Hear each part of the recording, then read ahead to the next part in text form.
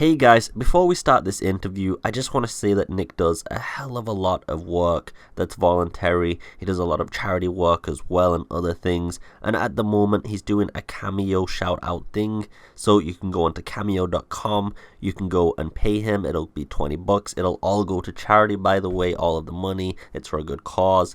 And then essentially, you'll get a shout out and a video from him personalized for you. So you can have Leon Kennedy's voice actor make a personalized video for you, and that's a really cool thing if you actually think about it. And again, all proceeds are for a good cause, so keep that in mind. It's not just for personal profit. I'll leave all the relevant links to this as well as his IMDB and other things in the description, so make sure to check that out below. For now, get your popcorn ready and let's get into this. Hey guys, it's AvidExpert Jeff and Nick here. Our very famed and talented Leon Kennedy from Resident Evil 2's Remake. We all have Nick to thank for the beautiful voice in the game. And honestly, just how are you feeling right now and how are you doing, Nick? Yeah, thank you so much for having me. Feeling great. It's been one hell of a year, I'll say that. And one of the most special things about doing this game after the fact that it's come out now is connecting with the fan community. So I do enjoy doing these things. So let's get started. Ask me anything. What's going on? So, if we're going to start this all, let's go right from the beginning then, to be honest. How did you honestly get contacted from Capcom and how did that process go? I just submitted just like any other project that I do out here in LA. I just saw a breakdown for Resident Evil, and I've said this a few times, I just lucked out. I just happened to see this breakdown. They happened to put the name on there. When they cast for games, they usually have code names. The code name for this game in production was Ropeway. I don't know why, but they put Resident Evil online. I was a huge fan, so I submitted. I explained how big of a fan I was, and I understood the whole world and the whole universe. And I got the audition. I came in, I did the first one, and I think I had 2 additional ones after that, and the whole casting process was about 3 weeks long. And I just made them understand that I've been playing these games for like 2 decades, and I think they definitely took that to heart. And my auditions felt right to them, and Capcom greenlit it. They chose me, and I died 600 times and came back to life, and it's still like a surreal experience. Yeah, I can imagine that because I've actually watched a lot of your previous interviews, your content and things like that. I've heard that you and your brother used to play Resident Evil from kids and stuff. I'm sure you've talked about that plenty of times, and kind of actually a bonding story. A lot of people say, they always replicate this one. It's like it's either a cousin or a brother or a friend, that they used to play Resident Evil and Silent Hill and all these other games with, and they used to bond, and that was the way that you used to get along, and it was always fun, going through these challenges. And then sometimes, you had to go by that walkthrough because some of the puzzles were too adept. And you obviously grew up with your brother on this franchise, and it must have been and you also played Mega Man and other series, from what I know, a lot of Capcom games. And then when they greenlit you, because every fan's dream, we've all been through this experience, from children, should I say, where we had your ideal basically. We all wanted to voice Leon Kennedy, all of us, let's be honest. And when Capcom greenlit you and finally said, look, you're gonna be Leon Kennedy, how did that actually impact you and feel? I mean, that happened. That phone call came in sometime in 2016, and it's been surreal ever since. We're going on 3 years now. And to me, it feels like every time I wake up, it's like Christmas Day. There's so much anticipation leading up to it. And then when it was released, it was a whole nother ballgame, because then I got to see how the world was enjoying it, and the fan community was accepting the game as pretty much a classic. And I don't know, it's just it's been a fun ride for 3 years. I don't know how else to say it. I'm almost I'm at a loss for words with what this means to me and what it will mean to me looking back 20 years from now. So I don't know, you can only imagine what that was like. And I've got to imagine a lot of your friends that you grew up with and stuff, they must have played Capcom games as well, the people that etc. How did they actually react, by the way, when you got to break the news to them, hey guys, I am Leon Kennedy in Resident Evil 2's Remake? Because I gotta imagine that's gotta, turn a few eyes. Yeah, some of my friends, they all had a lot of fun and cool reactions, and some of them were just like, "Shut the fuck up! No, what? No, you messing with me?" Like it's kind of like that, and that's it's funny. I was just working in Ecuador, so my travels are continuing, and I'm still surprised at how many Latin American countries, especially, are huge fans. Like around Brazil, South America, all those countries. Resident Evil is one of the most popular franchises. And I didn't know that until I started traveling and the word got out. And when they realized I was Leon Kennedy in Ecuador, I was working with these two brothers putting up a fence, a bamboo fence. We were creating it together. And I was practicing my Spanish with them. They were practicing their English. And then one day, the younger brother, who's probably about 18, he asked me in broken English if I played video games, PlayStation. And I said, yeah, I love PlayStation. And he goes, what games? And I didn't know how to say it. And I shot it back to him. I was like, well, what games do you play? And he said, Resident Evil. And I was like, really? I said, which ones do you like? And he said, Resident Evil 4, Dos y Cuatro, 2 and 4. And then I told him, I said that I was Leon Kennedy in the new one that he's playing. And he did not believe me for 10 minutes. We had to have the translator come in and say, no, literally, I was playing Leon Kennedy, and he almost died. And this is a guy from Ecuador that I never would have met otherwise. And when you hear stuff like that, it's just pretty damn crazy as a fellow fan. It is absolutely amazing that far out you could actually have such an encounter, to be honest. Like, I'd be the same. I'm surprised it even took 10 minutes. I'd be, sat there in disbelief for like 2 hours, just sitting there. Like, because from what you said, of course, Leon, seems to be the main character in the games that he seems to love the most, especially based on those responses of 2 and 4. So that must have just, absolutely blown his mind. Well, therein lies the pressure. When I was offered the role, I know how important that dude is to the franchise. Like, he's central, right up there with the other 3 to 4 main people, 5 people. And so there was a lot of pressure when it all happened, and Capcom just kept on reassuring me that, they said, if you like us, if you like what we do, just trust us in this decision with all the casting. They said, we took our time. We believe we have the right cast, and the fans are going to love it. So just be yourself. And, I said, okay. And that's what happened. But as a fan myself, here's a little tidbit I haven't really told anybody. So Paul Mercier is he's a hero of mine. And it was his version of Leon that made me want to act in video games way back when in 2004. And now, fast forward 15 years later,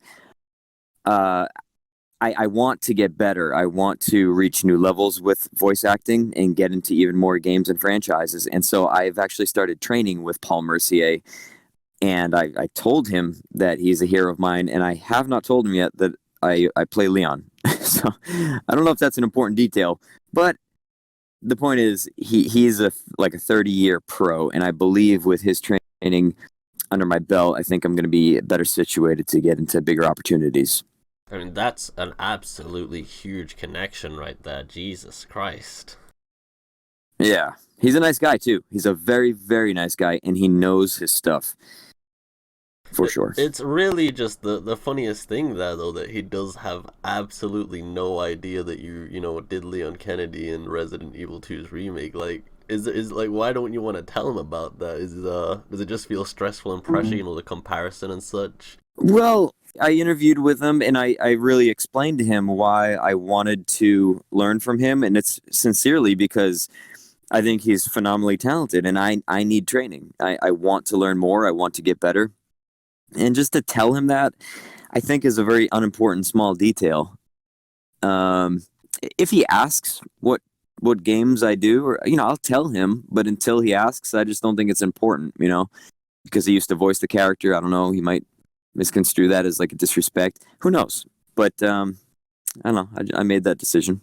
Sure. The only thing I want to ask right now is, how did you imagine your first day? That line. That's a great question. Well, I already knew what my first day was in for. from playing the original. So there's no hiding anything from me in this script. If I had to think about that, I think I'd want to be welcomed to the department. Maybe have no major issues. I would probably want to impress the chief. Go home feeling like a hero, smoke a cigar to celebrate. Oh no, but that don't didn't impress happen. the chief. Oh my. They were planning a party for you too, you know? They were, but I didn't know that. This is something that I was actually interested in. So you've grown up with Leon Kennedy, of course, as one of your most idolized characters, I'd say, in the Resident Evil franchise. I think many people feel that way. You know, it's between Jill Valentine, Chris Redfield, you know, we got Leon Kennedy. There's some others as well, but like those are the three big top three, to be honest. And Leon Kennedy starts off as this rookie amateur, just like, you know, Chris and Jill in Resident Evil 1. And then in Resident Evil 4, he's obviously evolved very much so. He's now got special ops training, he's very fluent in martial arts and things. And then you have Resident Evil 6 Leon, and that's even more of an evolution, of course. And I'm actually curious about this. Did you actually watch Vendetta at all, by the way, Nick? Of course, my friends were in that.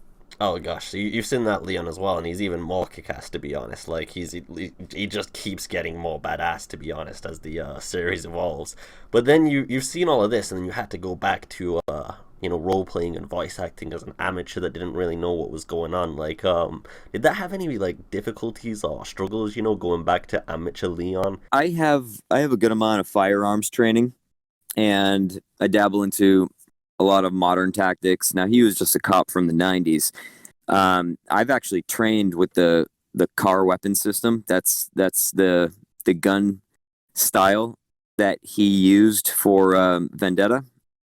So I've had that training before I even saw Vendetta, and I just had to go back and simplify. Really, it has to do with your stance, the way that you move. You're not very trained, a little less agile than, say, you know, RE6 Leon or Vendetta. So I just kept it simple, really. I've been training with knives now just because I want to become more deadly and more versatile as an actor. And if they ever ask me back, I mean, I would love the opportunity, but I'm just getting prepared no matter what. I don't want to wait, you know? Yeah, it is something interesting there that you just said, because if you are trained in stances and stuff, when you did the mocapping for Leon in Resident Evil 2, then yeah, you would have had to relax yourself down, I guess, and really think about that, you know, that you don't have to come off as too professional, or else it might look a little bit out of character for him at that, you know, Exactly. timeline. So that's actually a really interesting point right there. Yeah, it was fun nonetheless. It was a really good time. Anytime I get to, you know, play a role with firearms, it's just fun to me. How much did you actually get to interact with any of the other cast, if at all, like voice actors, models, developers, anything else? Is there anybody that you actually had like a wide amount of time that you got to interact with or anything? Well, we filmed off and on for 2.5 years. And when you do the mocap, you're filming the scenes with everybody. So I was filming with Stephanie Panicella quite a bit. She played Claire. Karen Strassman. She played Annette Birkin. Everyone, the characters of Marvin, of Ben, Eliza Pryor, who played Sherry, and she did the mocap for the little zombie girl, Kendo's daughter. All of them, even TJ Rotolo. TJ Rotolo played Birkin. I acted with all those people, and they were fantastic. It was really, really, really solid cast. The director, Tom Keegan, is a genius. The writer, Brent. Everyone did a great, great job. And then, of course, working with Capcom, the legends, the whole team from Japan, every time they'd come, I felt like a little giddy kid. I mean, it was just amazing working with the Japanese team who have created 30 years of entertainment for me. It's just surreal. Sounds like a dream come true. Absolutely it was. That's an understatement, man. I'm just amazed that you managed to keep so much composure and did such a good, excellent job when it comes to the voice acting, you know, with such an amazing cast and all the Capcom executives and things like that, and all the stress and pressure on you. You did an absolutely excellent job, to be honest. Like, a lot of people, have heard different voice actors and cast changes throughout Resident Evil. This isn't anything new, but I would really like them to return you for something in the future, to be honest, because your version of Leon, it felt really authentic and quite genuine, and just, it really did hit the nail for the character perfectly and immersed you into the actual game just so much more. Like, voice acting is, of course, so crucial as much as every other part of the game to pull you in. Yeah, it is challenging telling the story with your voice. I mean, there's two ways we recorded here. So all of the cutscenes, all of the cinematic breakaways, we filmed those with our bodysuits on. We were doing the body movements and filming it like theater, playing out the scenes and recording the VO on the spot there. And then there's the straight up ADR. And so that's when you're in gameplay and you're controlling the character and all the things he mutters out. Those were all just in the voiceover booth. So we weren't recording our body movement per se. And those are different processes because I come from an on-camera background. So when I'm in the scene with the characters, working with them, with all the blocking, going through the rooms and saying the lines, that's using my whole being. But when you're in the VO booth, you have to tell the whole story with just your vocal cords. So it is a different process, and I see the difference big time. I hear the difference when I play the game between the two. But it's still a fun part of the process. And even I was so used to Resident Evil 4 when it came out. I loved Paul's voice, Paul Mercier, and I fell in love with it. And then when I played 6 many years later, even I was a little taken back. And when they change your favorite voice, I noticed right away Matthew Mercer is he's a very talented guy. He's got a career like no other. And he did a really good job, but it was just different. And so I had the same kind of reaction. And so I know a lot of people were probably polarized when Matt Mercer didn't come back. I think a lot of people were upset by that, but the wheels keep on moving, and we got to move on and just accept what comes in the future, Now, I have to ask, what was your experience from voice acting Leon to actually hearing him, you being Leon and playing him as a character? How did that feel? Well, it felt great. That's the short answer. And the long answer was just that there was always this pressure in the back of my head and these thoughts of wanting to be accepted as the new Leon. And the reason I was so sensitive to that is not because I don't have confidence in what I do. And it's not that I don't have confidence in Capcom when they cast me. I didn't think they made a mistake. I thought they made the right choice. I knew I could play this guy, but it is just my version of the guy. And I guess I just wanted the fan base to accept me into the Leon world, because I had adverse reactions when they keep switching the voice actor up in the past. So I know what that's like. Now, this is something that you can answer in a way that's not directly related to Leon, but it's up to you. But what was honestly your favorite scene in Resident Evil 2 overall? Because we had a lot of different cutscenes, a lot of different moments, a lot of emotions. Which one honestly hit you the hardest, and which did you like the most? 100%. That's an easy answer, and that's the scene with Kendo. I remember that was one of the last scenes that they wrote because they really wanted to make that cook, and they wanted to give Kendo a more significant role. And they kind of used him as a vessel, him and his daughter and his situation, to really paint the picture of Raccoon City and the dire situation that we were in. And I just thought that it was so emotional. It's one of the more emotional scenes in any game I've played for Resident Evils. And it just sums up what it is, the dismal environment that you're in and the whole atmosphere. And it really sets the mood. And I thought it was heartbreaking. And the performances were awesome. Ken Lally, who did the motion capture and the voice for Kendo, he's a phenomenal actor, and he knocked it out of the park. I think any fathers out there that play the series, and there must be a lot by now, considering, we were all children when we started this series, and some were already teenagers. But I think that scene must hit them so much more as well, because, when you play zombie games or when you role play these ideas, you'll always hypothetically think about what would I do, how would I react. We're all like that, right? You're like that, we've all got a zombie escape plan, etc.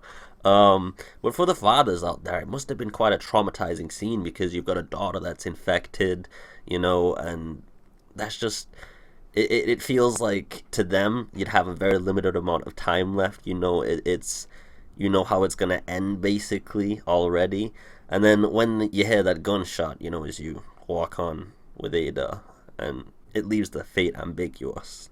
Like, did he shoot his daughter? Did he shoot himself? But like I said, that must have just hit a lot of fathers in that, like, hard aspect right there, because that's a very hard hitting and ethical dilemma in one very, very short cutscene. Yeah, I loved it. But I'm actually interested in that one because it does now leave Kendo's fate ambiguous, whereas, as you know, in the original Resident Evil 2, he's just mauled to death, like, instantly. Never stand next to windows in a horror game or movie, never do that. But now we don't even know if he's alive, like, that's a possibility now. I'd actually prefer if they went that way. Yeah, I like the fact that they left a lot of things ambiguous in the game, which is cool. They can let the fans decide. Now, something that I want to also ask, which is more of a fan question. So these are some from people. One person wants to ask, which scene was your favorite to actually act personally in the remake? That's a good question. No one's ever asked me that. They always ask what the favorite scene is, and I just said it. To act. Yeah, because that must include, mocapping as well as the voice acting, like all the variables with the cast as well. That's a good one. Yeah, there was a lot of fun ones. Damn, I can't believe I haven't been asked that yet. You gotta give a dragging my feet here. Too. You gotta give a number one. Well, I really did enjoy the scene with Ada at the end when I confronted her. That was a fun one. But was it the favorite? I would say I think it was, because of the way that we shot it, because of the way that we were directed on it was really interesting. Yeah, I would probably say that's number one. I enjoyed filming the one with Kendo as well, because I was being so affected by the performance of Ken Lally when it was happening, when we were filming. And I said, this is going to be a powerful scene. And so that always stands out as pretty memorable as well.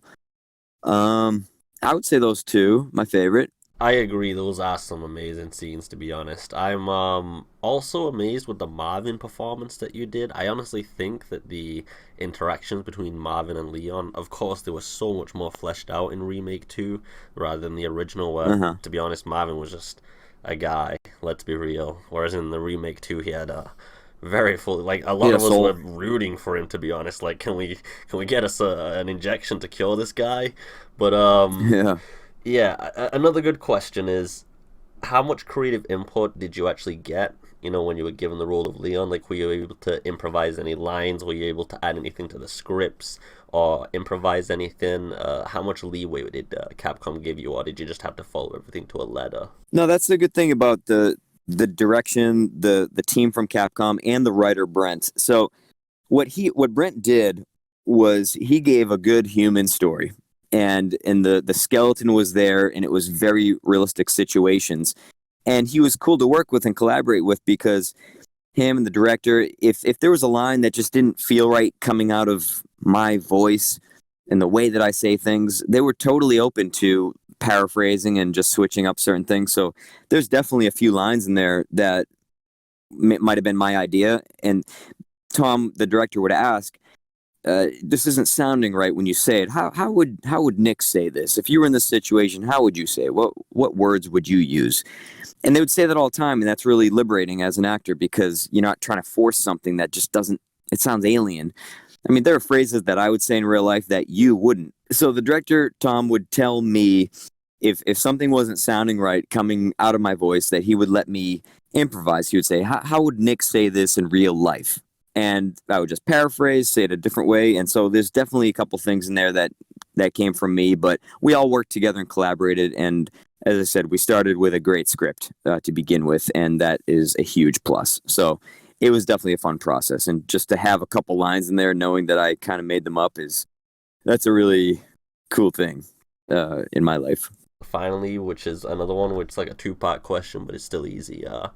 first off is, what is your actual favorite Resident Evil out of every single title that includes spin-offs and main canon titles, everything? And then the second part would be, who is your favorite character other than, of course, Leon Kennedy? I will have to say that because of nostalgic reasons, Resident Evil 4 has got to be my favorite of all time. It's because it's what started the bond between my brother and my cousin playing these games. So my little brother was born in 96, and so Resident Evil 4 came out, I think, when he was, about 8, 9, or 10 or something like that. And so I got him started really early on survival horror, and he was terrified of that game. But as he grew up, we were playing it for years and years, and he just loved it. And then I introduced him to some of the older titles, and then 5 came out and 6 came out, and so we've been fans ever since. But we played 4 for so many countless hours together that I think I have to just say that that's my favorite. I've played so many hours of Chris as well, just with the original, and then the HD remake, which was an awesome game. And then he comes back for 5, and we played 5 a lot because of the co-op. And I know a lot of people hate on that game, just saying it's like a reskinned 4 that's less Resident Evil, but it's still a fun game, and it's still all about the camaraderie for me. So at this point, and then he's back for 6. At this point, I've played him in like 4 or 5 games, and I've just developed a little love affair with him as well. And so he's another cool one. A lot of people think I look more like a real-life Chris Redfield than I do Leon. I actually saw that on my Twitter, and a few people in my Discord commented on this, by the way. I've actually seen it comment. a lot. Yeah, I keep seeing this comment pop up a lot everywhere, actually. Like, he's a really good Leon voice actor, but to be honest, I want to see him do the facial model for Chris Redfield when he's younger, because he fits it perfectly. You really need to contact Capcom. I do have similar bone structure. I get the dark features and everything, and you need to when I do my cosplay Capcom and show them all these comments, all of the morality about it, and convince them that you need to be Chris Redfield as well. You could have 2 dreams there. That would be phenomenal. I have a lot of work to do. So my cosplay has been ready for a couple months now, and I haven't debuted it yet to anybody, but I have to do quite a bit of work because I had to get that. I had to get the quintessential wig. I had to get the contacts for the blue eyes. I'm having to lighten my eyebrows a little bit. I'm going all out to go dirty blonde for this guy. And with Chris Redfield, I feel like I could jump into a cosplay really easy. Just put an outfit on, to be honest. Maybe you gotta style your hair a little bit, and then you're done easily. And put on maybe 75 pounds of muscle. But yeah, we're good. Yeah, if you're trying to do the RE5. You might need to get a boulder as part of the cosplay. Speaking of that, I'm very thorough when it comes to auditioning and looking like the character in auditions, even for film work that I do or commercials. But when I got this audition for Resident Evil, I knew how vital this was. I had to get this role. And what I did was, because Leon, Chris is more of a tank, and Leon is more of a Porsche. And I lost 10 pounds in about 11 days. That's the notice I had. I was working in New York when I got the audition. I had the date, and I said, okay, I've got 11 days. Let's trim down. So I hit the gym hard, and I toned up, and I got really thin and streamlined so that when I showed up, that I looked like Leon as much as I could and acted like him, because I had to convince them in the mocap audition that I can play this guy. That is really impressive. That was something that kind of answered a question I was going to ask, to be honest. Because I was going to say, there's a lot of aspiring voice actors out there. Actually, Arthur's in the call here, or Jeff as we call him. Oh, cool. He wants to voice act. He's been, pursuing and improving his capabilities and stuff. And I was going to ask, what you would actually tell people if you had a message, because I actually talked to Brent about this, by the way, as well, because I did an interview with him. You probably know about that, actually, but yeah, I saw that. Yeah, because I asked him, there's a lot of writers out there, a lot of creative talents, etc., that want to get into the industry, and what would you say to them? You kind of answered it there, to be honest, with the take the role very seriously. Put it bluntly, you're method acting even as a voice actor at this point. literally. Like, you've taken this to the next level. You're not just going in there and trying to role play. You really try to take the mentality on. It helps. Not everyone will agree with me, but I believe it helps when you kind of shift your life a little bit to change certain things. I think it affects your performance in the audition, which can change the course of your life. In my case, it did. And my very general, broad stroke advice to people who want to get into acting in general, but it probably applies to anything you're pursuing, is don't half-ass it. Anyone can half-ass it, and there's a lot of people that do. And if you want to make strides in the direction you're going in, you have to give it everything you got, or else what's the point? There's too much competition out there, you know? You know, I really appreciate that, Nick, because that's an actual real honest answer where a lot of people will just give a generic ethical PR represent, just do your best, just keep going. That's actually a real genuine and honest answer, which is actually much more appreciated, because that's actually what gets results. And if people are pursuing this stuff seriously, they need to have the real advice, to be honest. Well, that's true, and that comes from, I just said this yesterday in a small appearance I made on like a stream, is my grandfather. Like a lot of old school people and older people understand this, and it's all about work ethic. It comes down to it. And he used to tell me before he passed away, when I was a lot younger, he's like, whatever you pursue it 120%. And he said, never half-ass anything. You'd always do something the right way. And I didn't appreciate that when I was growing up, when I was young and stupid. And then when I got a little older, everything started to click, because you get into the real world situations where you are trying to do something or attain a goal that everybody else is going for. And so why would anybody choose you? What's so special about you? You have to show them what is so damn special about you, and it's not easy. And half-assing it's not going to do the job. Now, this is something that I'm curious about, because you do seem to be heavily involved in method acting. If I'm going to put it down to my analysis, it seems like that's a huge inspiration and endeavor that you like to go through. Now, when it comes to Leon and Raccoon City, we have this apocalyptic, chaotic city. It's completely burning down. There's absolutely no government. There's no authority. There's no rescue services. You're just in there as an amateur rookie. On a method acting level, that can be a really hard thing to get into in terms of mentality. Is there any specific processes or anything you did to kind of get more into Leon's perspective and all of the chaos that he was going through, etc.? That's a good question. When you shoot motion capture, it is quite different than being on set on location on a film shoot. The process of acting is similar, but you have to use your imagination more, and it's more like theater, because the sets they're very rudimentary. You're in a big empty room, and they set up just wooden structures to represent real items in the game. Does that make sense? Yeah, I actually remember talking to Brent about this so that you could get the actual scene done much better, and it had to be rewritten sometimes and other things in real time and other variables. Yeah, I mean, what I'm saying is if there was say Chief Iron's desk, we wouldn't have a desk placed in the room like you would on a film set. We had just a wooden crate to represent his desk, so you could touch it and your digital data would look like the character is touching the desk, which they would CGI in there later. So you have to imagine everything. We were in a bright white room rather than a desolate, burning Raccoon City. So yes, you got to use your imagination. So the only thing I could do as a method actor was change a bit of my physiology and my attitude and my energy. So obviously at the beginning of the game, he's got a lot of energy, he's bright-eyed, he's trying to figure everything out, and then towards the end, he starts to figure it out.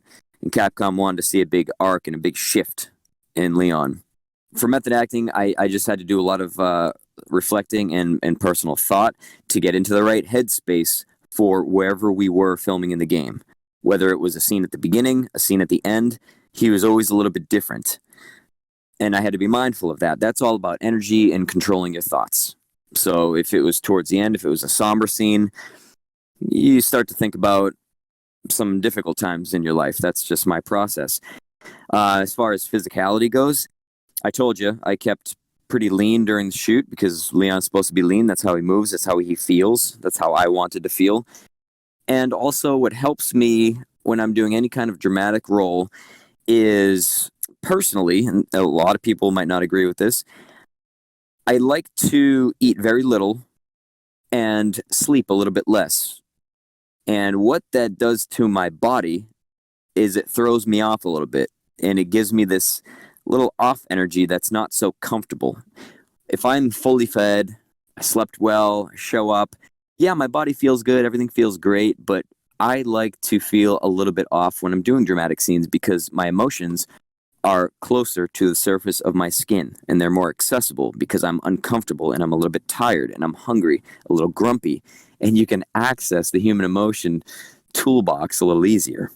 Does that make sense? No, I completely understand what you're talking about. If you get yourself into that emotional state where you're actually feeling grouchy and things like that, you can really get that tone out because it's actually natural at that point. It's almost as if you're venting while you're acting, so to speak. Would you agree with that?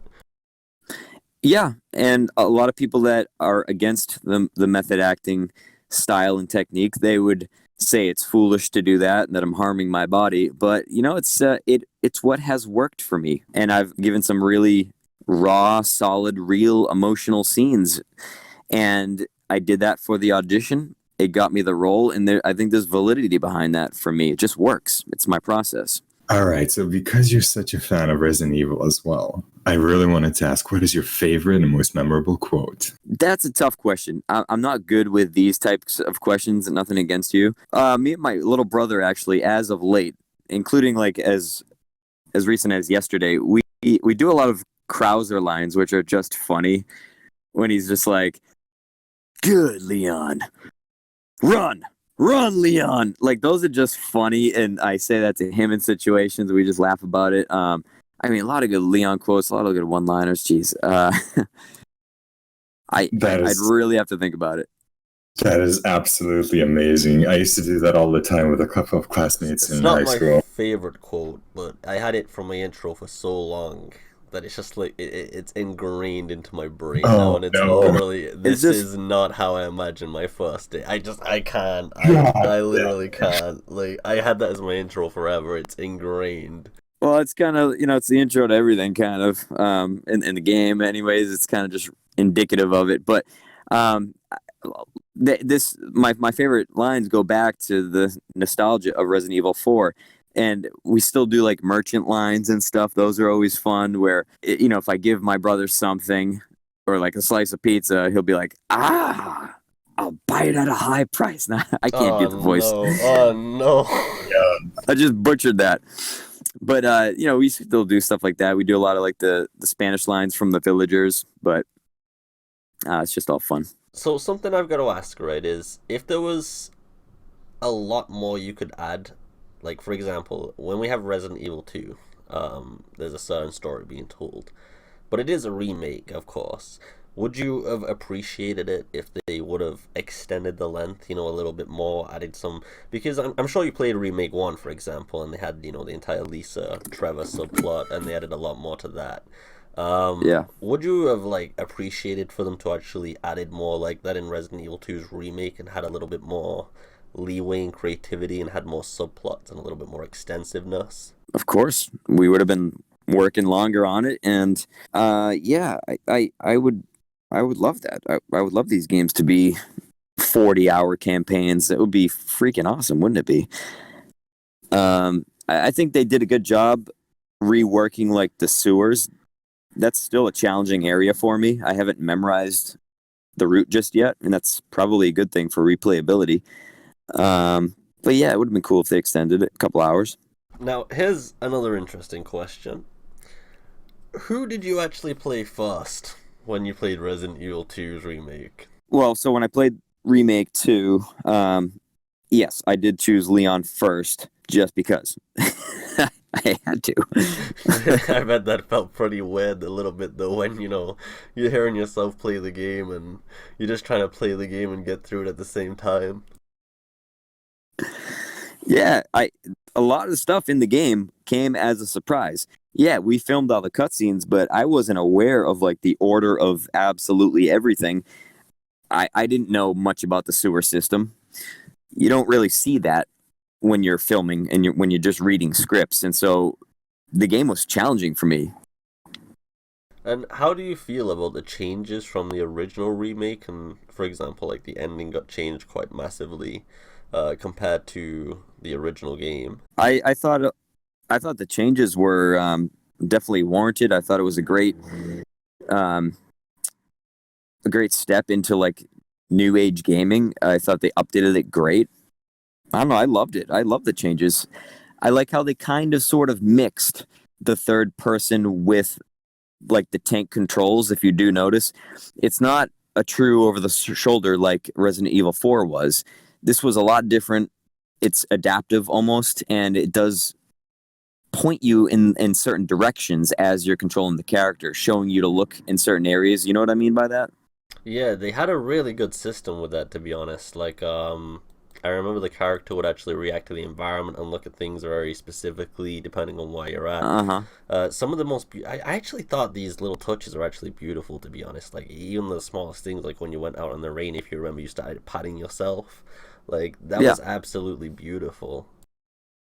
Yeah, I think it's cool details like that, where when he reloads his gun, he puts his flashlight on his shoulder between his neck. Like stuff like that is stuff that just would happen in real life. And they have a lot of attention to detail. The backgrounds, the environments, the atmospheres were spot on. Graphics were awesome. Shadows, the gore, yeah, that was fun. Oh yes, they really outdid themselves with the gore on this game. I mean, Resident Evil 7 probably was, I'd say, the goriest game so far, and then Remake 2 came out, and then they were like, hold my beer. Yeah. 5 and 6 were a joke, and that's one thing they asked me. In development, they're like, "What would you like to see as a fan? Like, what were your complaints or wish lists from 5 and 6 and 4?" And I said, when you shoot the zombies, they have these, 4 to 8 predetermined hit points, and the reactions are all the same. I was like, that starts to become fake to me. When I shoot a zombie, like, 3 inches above the elbow, I want to see the damage there, not in a general area. And I said, and as far as the damage goes and the destructibility of the zombies, I want to see dismemberment. And they were like, okay, we think you're going to be happy. And that's all they said. And yeah, I was freaking happy. I can agree on that. Resident Evil 5, it just felt so arcadey when you shot the enemies. I'd say that's the actual term. It felt like an arcade game. But then Resident Evil 2's remake, it feels so realistic when you shoot zombies. The way Leon reacts as well, like when they slump onto you and you actually push them to the side, etc. It actually feels like a realistic outbreak. Yeah, and I love the claustrophobic feel you get when a zombie grabs you, and then the camera gets right up in there, and then we all fall together onto the ground. Like, that's just a cool detail as well. How much interaction did you have with the actual developers? Like, the coders, the people who are artists, the animators, etc. Did you get to meet any of those people? Oh, yeah. We worked with a big team from Japan, and there was a couple divisions from Capcom represented there. I got to work with them a lot, and I worked with the facial animators. There was making sure that our data was good. Certain expressions, if they didn't translate well enough, we'd do it again. The action designers were there. Like, yeah, it was a big collaborative effort, and it was a smooth process considering that. When there's a lot of cooks in the kitchen, sometimes the process can get muddied, but that didn't happen here. It was really smooth. We had a great time, good communication, even with the language barrier. And it was just a phenomenal experience because I'd never done that before. Yeah, because I've talked to Brent, as I said. I've talked to some of the developers at Capcom in Osaka. Did you go to Osaka, by the way? Is that where they took you to? No, I've never been to Osaka. I mean, one day I would love to go to the Capcom headquarters and just meet everybody. That would be a dream come true as well, and just say thank you. But no, I'll go there one day. Yeah, because I was just curious, because I know they have their photogrammetry studio actually in the Osaka headquarters, but I was wondering then where you Hmm. did all your motion capture, then where did all of that actually occur, and what studio did you go to, and what location? That was in Marina Del Rey in Los Angeles, California, and it was at a studio called Rouge Mocap. Yeah, because I remember Brent was traveled there, and I think he flown out as well. But I guess they got a lot of Hmm. other developers. It's actually kind of amazing how much money Capcom sinks into just like things like this, just the scenes and the mocapping and such to get those down so immersively. Well, I think it makes a difference, and I think you see the difference as a gamer when you play these games, and it makes it feel like it's really happening. Games have changed so much in the past decade, so much. So Capcom was obviously impressed with the results of your voice acting, your capability, your mocapping, etc. Resident Evil 2 has been an absolute commercial success. It's I think now sold over 5 million copies, I believe, which is Yeah. over the original Resident Evil 2, by the way. So the remake is now overtook the original. That's an amazing accomplishment, by the way, and is obviously a testament to the hard work of everyone involved. But that means that, of course, that everyone who was involved and who was central, so Claire Redfield, Leon Kennedy, Hmm. Ada Wong, etc., everyone who did the facial models, the voice acting, etc., etc. There's a lot of people to mention in that, of course, but everybody was accepted very well, and the reception to Resident Evil 2's remake has been absolutely immense. Like it's got very positive ratings absolutely everywhere, and it does Hmm. lead you to question, if Capcom would want a reprise in roles, due to the fact that we already know that Capcom's got an established route where they don't really change voice actors or facial actors for a few generations, to be honest. It usually takes at least like 4 to 5 games. So I really do hope, to be honest, that Capcom would reprise your role and many of the other cast as well. I can't remember her name, sorry. You remember who voice acted for Claire Redfield again? Because she did an absolutely excellent job, to be Yeah, honest. she's awesome. That's Stephanie Panisello. Yeah, because I'd love to see you both reprise your roles, because Claire Redfield's obviously very central to the series as well. And She's yeah, awesome. she did an absolutely magnificent job. I'd love to see you guys reprise your roles in some way, and I really do hope Capcom looks at those sales, they looks at the fan reception, and they just don't decide to change things, because they've been a bit radical lately. I really do hope you get that call one day, you know what I mean? And they just say, hey, we've got another role for you, Nick. You ready for this? Oh, well, if that day comes, I will be ready because I'm training my ass off. I'm prepping myself. So thank you for saying that too.